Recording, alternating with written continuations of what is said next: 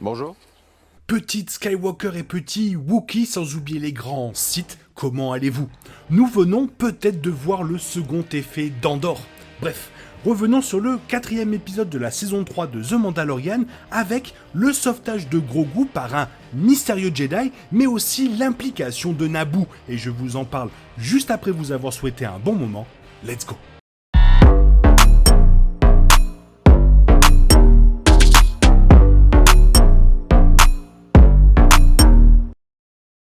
L'épisode 4 a enfin révélé la vérité sur la façon dont Grogu a sans doute survécu à l'événement le plus important de la galaxie Star Wars, l'Ordre 66, même s'il manque encore pas mal de réponses. C'était un jeune formé au temple Jedi de Coruscant et des théories ont commencé à sortir sur l'endroit exact où se trouvait l'adorable Grogu pendant une longue période. Cette spéculation n'a fait que s'intensifier lorsque le livre de Boba Fett a montré des flashbacks révélant que Grogu était présent dans le temple Jedi pendant l'Ordre 66 et la purge Jedi.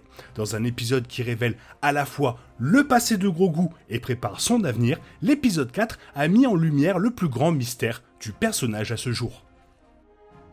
Cet épisode révèle que les Jedi, initialement chargés de protéger Grogu, ont tous été tués. Cependant, ce n'est pas avant que les protecteurs de celui-ci n'aient réussi à le faire monter dans un ascenseur qui l'a conduit à une baie d'atterrissage quelque part à l'extérieur du temple Jedi de Coruscant.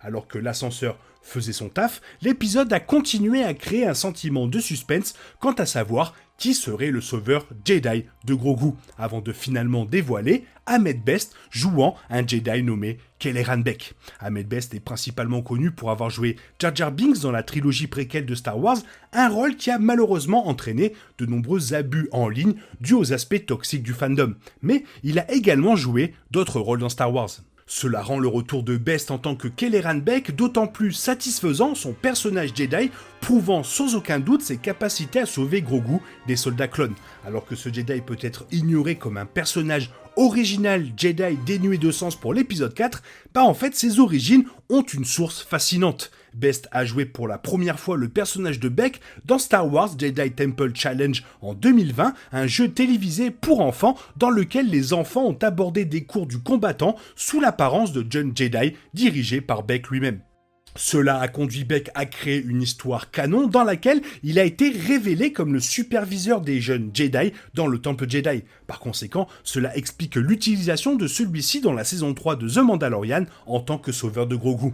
Compte tenu de son rôle de superviseur des jeunes, il est logique que Beq ait une relation avec Grogu, et pourquoi les autres Jedi ont insisté pour lui amener les jeunes par sécurité. Mais surtout, il est tout simplement réconfortant de voir Best revenir dans la franchise Star Wars avec son engagement envers une galaxie très très lointaine qui ne faiblit jamais malgré des années d'abus toxiques après la trilogie préquelle. Surnommé The Saber Red Hand en raison de son habileté avec un sabre laser, Kelleran Beq était un maître Jedi qui supervisait la formation des Padawan à bord du vaisseau spatial Attilia. Dans une interview avec StarWars.com, Best l'a décrit comme le doyen du temple Jedi, expliquant sa concentration sur la formation de la prochaine génération de Jedi. Cette trame de fond est liée à son sauvetage d'un jeune Jedi de l'Ordre 66 dans l'épisode 4, étant donné qu'il aurait établi une relation avec Grogu dès son arrivée au temple Jedi sur Coruscant. Étant donné que Kelleran Beq était particulièrement habile avec un sabre laser, il est logique qu'il compte parmi les rares survivants de l'Ordre 66. Il maîtrisait les 7 formes de sabre laser, y compris Chienne, qui encourage les pratiquants à repousser les tirs de blaster sur les ennemis qui tirent sur un Jedi. L'attention particulière de Beq signifie naturellement qu'il s'efforcera d'aider les autres à s'échapper, principalement les jeunes ou les Padawan, mais il est néanmoins surprenant de le voir quitter le temple Jedi avec une seule personne, Grogu. Cela soulève naturellement une question intrigante, à savoir pourquoi sauver Grogu était une tâche si importante pour les Jedi. Une réponse simple est que Grogu était un jeune Jedi. Il est probable que la protection des plus jeunes membres de l'ordre Jedi était une priorité pour les membres seniors lorsque l'attaque contre le temple Jedi a commencé. Cela a également été présenté à travers le personnage de Reva dans Obi-Wan Kenobi, les Jedi dans les flashbacks de Reva étant montrés comme donnant également leur vie pour protéger les jeunes. Il est également possible que les Jedi aient estimé que Grogu était particulièrement important car son espèce est très rare. Comme on le sait dans la franchise Star Wars, seuls quelques membres de l'espèce de Grogu ont été montrés. Les principaux sont Grogu, Yoda et Yaddle. L'espèce étant intrinsèquement forte avec la Force, il serait logique que les Jedi donnent la priorité à la protection de Grogu, en particulier avec les liens parentaux potentiels avec Yoda ou Yaddle, qui ne sont pas encore confirmés. Quoi qu'il en soit, cela donnerait beaucoup de sens à la protection autoritaire des Jedi sur Grogu pendant l'Ordre 66. Mais en dehors du retour de Bess dans Star Wars, l'aspect le plus intéressant de cette scène sur l'Ordre 66 de Grogu était l'implication de Naboo. Après s'être échappé du Temple Jedi, Bek emmène Grogu sur une piste d'atterrissage sur laquelle se trouve un vaisseau nubien et un groupe de gardes de la Royal Naboo Security Force. Cela soulève la question de savoir quel lien Naboo a avec Grogu et pourquoi Naboo l'a aidé, lui et Bek, à s'échapper pendant l'Ordre 66. Une réponse potentielle réside avec Padmé Amidala, qui a passé beaucoup de temps sur Coruscant pendant la trilogie préquelle. Pour cette raison, Padmé aurait pu potentiellement nouer une relation avec Grogu ou Bek, ce qui explique le lien de l'un ou l'autre des personnages avec les gardes Naboo. Quoi qu'il en soit, il sera extrêmement intéressant de voir comment Naboo et Kelleran Bek joueront un rôle supplémentaire dans la vie de Grogu entre son évasion de Coruscant et l'endroit où Din le retrouve dans la saison 1.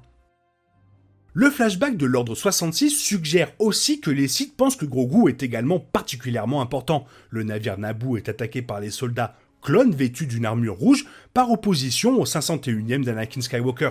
Ces Shock Troopers sont alignés sur le chancelier, futur empereur, ce qui signifie que Palpatine lui-même voulait Grogu. Au milieu de l'Ordre 66, Palpatine s'est donné beaucoup de mal pour mettre la main sur le petit bébé extraterrestre. Cela soutient une théorie de longue date selon laquelle Grogu est particulièrement important.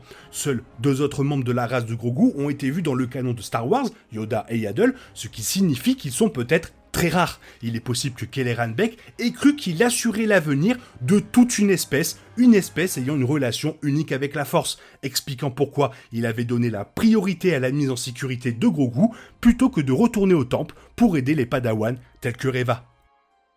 Maintenant, la question qui se pose, c'est qu'est-ce qui s'est passé après ça ? Le sort de Grogu après l'Ordre 66 reste un mystère, car il disparaît de la galaxie jusqu'en 9 ABY. Plus de 25 ans après les événements de Star Wars épisode 3, la revanche des Sith. Pourtant, l'inclusion des gardes de Naboo suggère que de riches forces pro-Jedi ont aidé à s'occuper de lui, expliquant pourquoi il a été aidé pendant l'Ordre 66 par des gardes de Naboo. Une autre théorie potentielle pourrait provenir des bandes dessinées canon Star Wars Dark Vador, écrites par Greg Pak. Ces bandes dessinées présentent un groupe nommé les Amidalanes, une cellule rebelle qui s'est formée lors des funérailles de Padmé, d'où le nom approprié du groupe. Il a été confirmé que ce groupe était toujours actif en 3 ABY, ce qui pourrait révéler que Grogu a été confié à leurs soins à un moment donné, étant donné les liens évidents avec Naboo dans les 2 parties. Bien que ce soit une théorie intrigante, les riches résidents de Naboo sont plus probables car Grogu a été découvert pour la première fois par Din Djarin sous la garde d'un groupe de mercenaires. Ces mercenaires étaient évidemment payés pour protéger Grogu et le garder secret, ce qui pourrait s'expliquer par le fait que les citoyens les plus riches de Naboo payaient pour sa protection. La question intéressante est de savoir si d'autres riches rebelles étaient impliqués, y compris peut-être Bail Organa lui-même, qui a également assisté aux funérailles de Padmé. L'épisode 4 a peut-être répondu à certaines questions, mais il en a soulevé encore plus. Il y a aussi une riche ironie dans l'idée que Naboo a gardé un Jedi en sécurité, car Naboo était le monde natal de Palpatine ainsi que celui de Padmé, et il est franchement délicieux d'imaginer des nobles du propre monde natal de l'empereur conspirer contre lui. Le destin de Kelleran Bek, après le flashback de l'épisode 4, est inconnu, mais il aurait probablement été une cible majeure pour Dark Vador et ses inquisiteurs dans les temps sombres du règne de l'Empire. Voilà, je pense avoir bien regroupé tout ce que je voulais dire. Toi, qu'est-ce que tu en as pensé de cet épisode ? Fais-le moi savoir dans la zone commentaire. Et il est temps pour toi de reprendre le cours normal de ta vie. Et on se retrouve demain pour une nouvelle vidéo. Bisous bisous, bye bye.